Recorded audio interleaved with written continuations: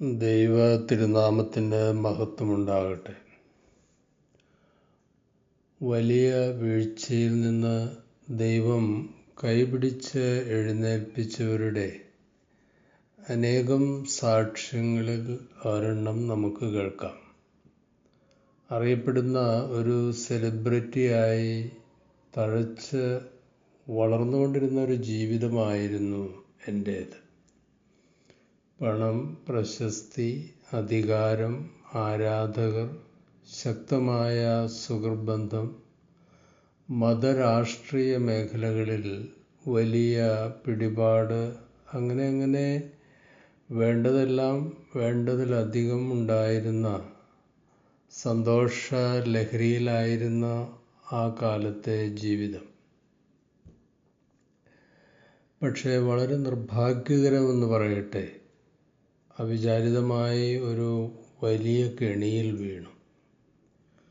ഒരു ശക്തമായ പ്രലോഭനത്തിൻ്റെ മുമ്പിൽ ഒരു നിമിഷം മനസ്സ് ഇടറി വീണുപോയി.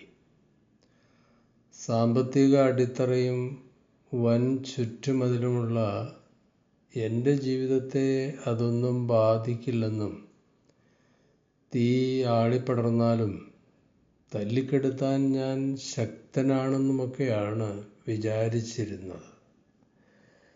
നിരന്തരം എൻ്റെ ഫേവർ സ്വീകരിച്ചിരുന്ന അധികാരികൾ വഴിവിട്ട് സഹായിക്കുമെന്നും എനിക്ക് ഉറപ്പുണ്ടായിരുന്നു. പക്ഷെ കാര്യങ്ങൾ എല്ലാം കൈവിട്ടുപോയി. ഞാൻ ഉയർത്തിയ പ്രതിരോധ നിരകൾ ഓരോന്നോരോന്നായി തകർന്നു വീണു. രക്ഷപ്പെടാനും ഓടി ഒളിക്കാനും ഇടമില്ലാതെ ഒടുവിൽ നിയമത്തിൻ്റെ മുമ്പിൽ എനിക്ക് കീഴടങ്ങേണ്ടി വന്നു. സോഷ്യൽ നെറ്റ്വർക്കും മതരാഷ്ട്രീയത്തിലെ എൻ്റെ ബെനഫിഷ്യറീസും എന്തായാലും എന്നെ ഒരു കേടും കൂടാതെ രക്ഷപ്പെടുത്തുമെന്ന എൻ്റെ ഉറപ്പുകളൊക്കെ വെറും വ്യാമോഹങ്ങളായി. എല്ലാവരും ഒടുവിൽ കൈവിട്ടു. ഫോൺ വിളിച്ചാൽ എടുക്കാനും തിരിച്ചു വിളിക്കാനും പലരും തയ്യാറായില്ല. നാട്ടുകാരും അയൽക്കാരും അപരിചിതരെ പോലെ പെരുമാറാനും തുടങ്ങി. ഒറ്റപ്പെടലിൻ്റെയും ഏകാന്തതയുടെയും വലിയ കൽമതിൽ കെട്ടിനുള്ളിലായി എൻ്റെ ജീവിതം. വലിയ കാൽക്കുലേഷനും പ്ലാനിങ് കൊണ്ട് ജീവിതത്തിൻ്റെ മുൻനിരയിലെത്തിയ സെൽഫ് മെയ്ഡ് സെലിബ്രിറ്റി ആയിരുന്നു ഞാൻ.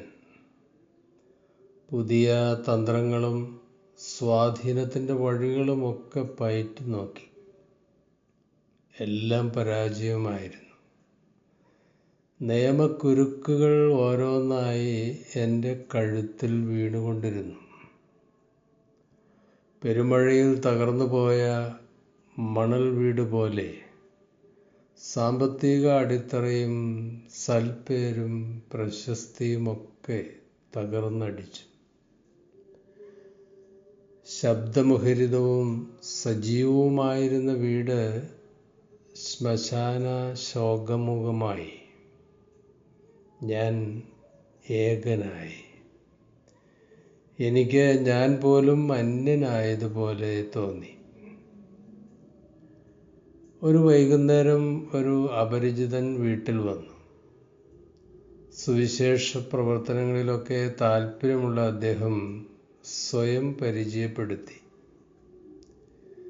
കുറേ നേരം എന്നോടൊപ്പം ഇരുന്നു. കാര്യങ്ങളൊന്നും തിരക്കിയില്ല. കാരണങ്ങൾ ചോദിച്ചുമില്ല. സഹതാപ പ്രകടനങ്ങളും നടത്തിയില്ല. ഇറങ്ങിപ്പോയപ്പോൾ ഒരു കവർ എനിക്ക് തന്നു. പിന്നെ വരാമെന്നും പറഞ്ഞു. കവർ തുറന്നപ്പോൾ ഒരു ബൈബിൾ വാക്യം എഴുതിയ പേപ്പർ അതിനകത്തുണ്ടായിരുന്നു. ദയവായി മർക്കോസ് 5:36 വായിക്കുക. ആദ്യമായിട്ടാണ് ബൈബിൾ കയ്യിലെടുക്കുന്നത്. മർക്കോസ് എവിടെയാണെന്ന് കണ്ടുപിടിക്കാൻ വളരെ പാടുപെട്ടു. ഉൽപ്പത്തിക്കും വെളിപാടിനും ഇടയ്ക്കുള്ള ആൾക്കൂട്ടത്തിനിടയിൽ നിന്ന് വളരെ പ്രയാസപ്പെട്ടാണ് മർക്കോസിനെ കണ്ടെത്തിയത്. മറ്റുള്ളവർ വായിക്കുന്നതും ബൈബിളിൽ നിന്ന് പറയുന്നതുമൊക്കെ കേട്ടിട്ടേ ഉള്ളൂ.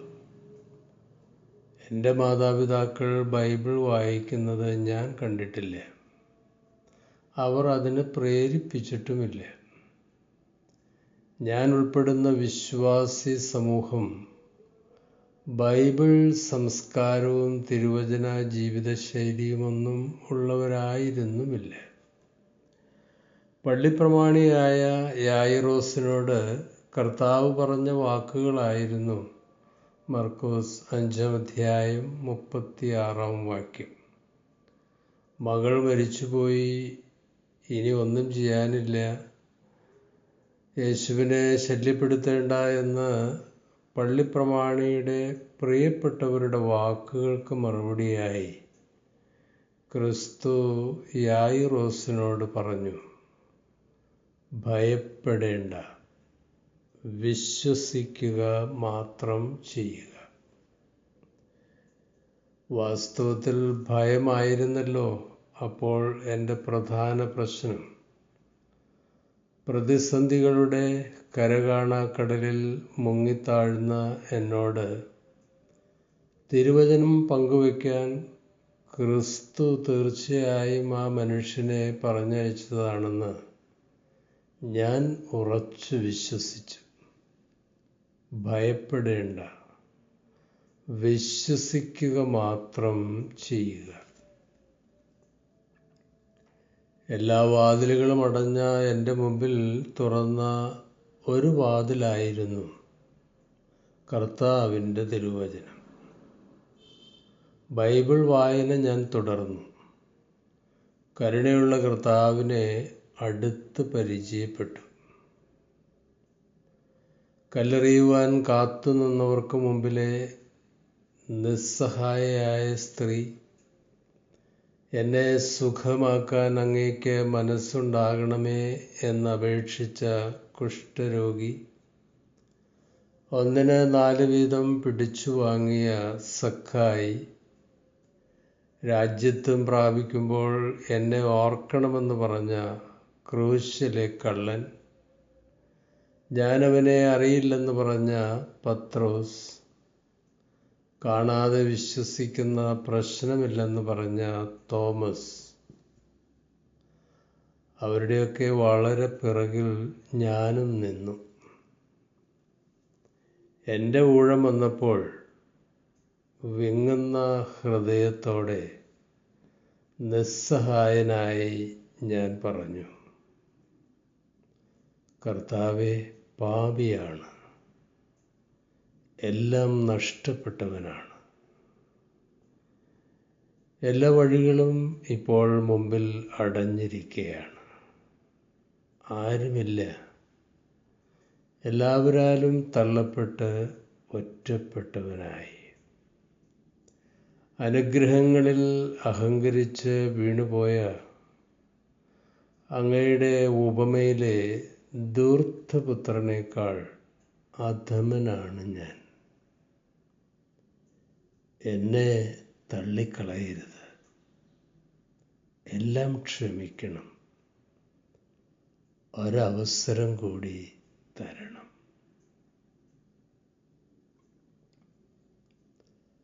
ആര് പറഞ്ഞു നിനക്കാരുമില്ലെന്ന്? നിനക്ക് ഞാനുണ്ട്. ഞാൻ നിന്നെ ഒരിക്കലും അനാഥനായി വിടില്ല.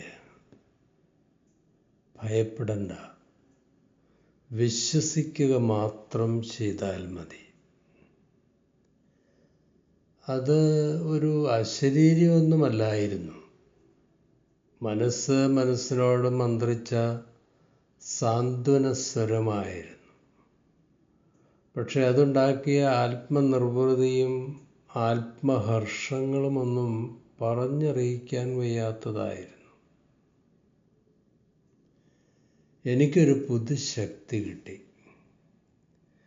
ക്രിസ്തുവിനെ കണ്ടെത്തിയപ്പോൾ ഭൗതിക നഷ്ടങ്ങളും മാനസിക ക്ഷതങ്ങളുമൊക്കെ വളരെ നിസ്സാരമായി തോന്നി. ഉള്ളതുപോലെ അറിയുന്ന കർത്താവ് കൂടെ ഉണ്ടെന്ന വിശ്വാസം എല്ലാ പ്രതിസന്ധികളെയും അഭിമുഖീകരിക്കാൻ ധൈര്യം നൽകി. എല്ലാ മനോഭാരങ്ങളും കുരിശിൻ ചുവട്ടിൽ ഇറക്കി വെച്ചു. ആന്തരിക കോളിളക്കവും പിരിമുറുക്കവുമൊക്കെ ശാന്തമായി. നിയമക്കുരുക്കുകളും കേസും പ്രതിസന്ധികളുമൊക്കെ വളരെ കാലം തുടർന്നു. ഒന്നിന് 4 വീതം മടക്കി കൊടുക്കേണ്ടി വന്നു. അതൊക്കെ സഹനങ്ങളുടെ ദിനങ്ങളായിരുന്നു. പക്ഷെ തളർന്നില്ല. തല ഉയർത്തി എല്ലാം നേരിടാനുള്ള അമിത ബലം തമ്പുരാൻ തന്നുകൊണ്ടിരുന്നു. നടക്കേണ്ട വഴികളും പറയേണ്ട വാക്കുകളുമൊക്കെ ആശ്വാസപ്രദനും കൗൺസിലറുമായ റൂഹ അപ്പോൾ എനിക്ക് പറഞ്ഞു തന്നുകൊണ്ടിരുന്നു. നിയമപ്രകാരമുള്ള പ്രായശ്ചിത്തങ്ങളെല്ലാം ചെയ്തു കഴിഞ്ഞപ്പോൾ ജീവിത നിലവാരം അപ്പർ ക്ലാസ്സിൽ നിന്ന് ബിലോ പോവർട്ടി ലൈനിലായി. അതിലൊന്നും എനിക്ക് ഒരു വിഷമവും തോന്നിയില്ല. ദൈവമില്ലാതെയുള്ള അധികത്തിൽ ജീവിച്ച നാളുകളേക്കാൾ വളരെ സംതൃപ്തിയും സായുജ്യവുമൊക്കെയാണ് ദൈവത്തോടു കൂടിയുള്ള അല്പത്തോടെയുള്ള ഇപ്പോഴത്തെ ജീവിതം. മതരാഷ്ട്രീയ മേഖലകളിലുണ്ടായിരുന്ന പോപ്പുലാരിറ്റിയും ആഡംബര സ്ഥാനമാനങ്ങളുമൊക്കെ പോയി. കാറ്റിനെ പിടിക്കാനുള്ള ഓട്ടത്തിൽ നഷ്ടപ്പെടുത്തിയ ജീവിതത്തിലെ വിലപ്പെട്ട സമയങ്ങളെ ഓർത്ത് ഇപ്പോൾ വിഷമം തോന്നാറുണ്ട്. കഥയറിയാതെ, സത്യമറിയാതെ, ആത്മാവിനെ നഷ്ടപ്പെടുത്തി ലോകം പിടിച്ചടക്കാൻ ഓടുന്നവരെ കാണുമ്പോൾ വളരെ സഹതാപം തോന്നാറുണ്ട്.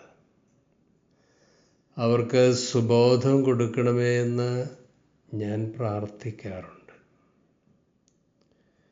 തിരുവചനം എഴുതിയ കുറേ കവറുകളുമായിട്ടാണ് ഇപ്പോഴത്തെ എൻ്റെ യാത്ര. അമൂല്യമായ തിരുവചനത്തിലൂടെ ക്രിസ്തുവിനെ നേടുവാൻ എന്നെ സഹായിച്ച സുഹൃത്തിൻ്റെ സുവിശേഷ നിയോഗം ഞാനിപ്പോഴും തുടരുകയാണ്. എല്ലാവർക്കും കൊടുക്കുന്ന സന്ദേശം ഒന്ന് തന്നെയാണ്: don't be afraid, just believe. ഭയപ്പെടേണ്ട, വിശ്വസിക്കുക മാത്രം ചെയ്യുക. ജീവിതത്തിലെ വൻ വീഴ്ചയുടെ തകർച്ചയിൽ തകർന്നു പോയവരാണോ പ്രിയരെ നിങ്ങളിൽ ആരെങ്കിലും? നാശനഷ്ടങ്ങളുടെ കണക്ക് കൂട്ടി അഭിമാനക്ഷതങ്ങളുടെ മുറിവിലേക്ക് നോക്കി നിരാശപ്പെടുന്നത് നിങ്ങൾ മതിയാക്കണം.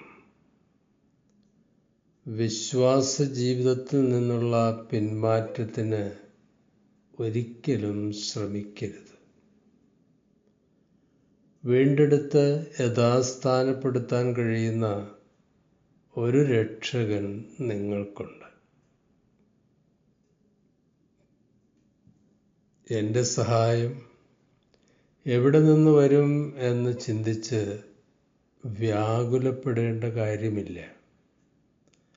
ആകാശവും ഭൂമിയും സൃഷ്ടിച്ച ദൈവത്തിൻ്റെ അടുക്കൽ നിന്ന് നമുക്കുള്ള സഹായം തീർച്ചയായിട്ടും വരും. എങ്ങനെ വരും, എപ്പോൾ വരും എന്നൊന്നും നമുക്ക് ആർക്കും പറയാൻ പറ്റില്ല. പ്രാർത്ഥനയോടെ കാത്തിരിക്കണം. ദൈവത്തിൻ്റെ ചട്ടങ്ങൾ പഠിക്കാൻ എന്നെ കഷ്ടത്തിലാക്കിയത് നന്നായി എന്ന ദാവീദിൻ്റെ പോസിറ്റീവ് മനോഭാവം എപ്പോഴും മനസ്സിൽ സൂക്ഷിക്കണം. എത്ര വലിയ വീഴ്ചയിലും ദൈവത്തിൽ ആശ്രയിച്ചാൽ ദൈവത്തിൻ്റെ മഹത്വം കാണുവാൻ സാധിക്കും. ഭയപ്പെടേണ്ട, വിശ്വസിച്ചാൽ മാത്രം മതി. ശുഭാശംസകളോടെ എ പി ജോർജച്ചൻ.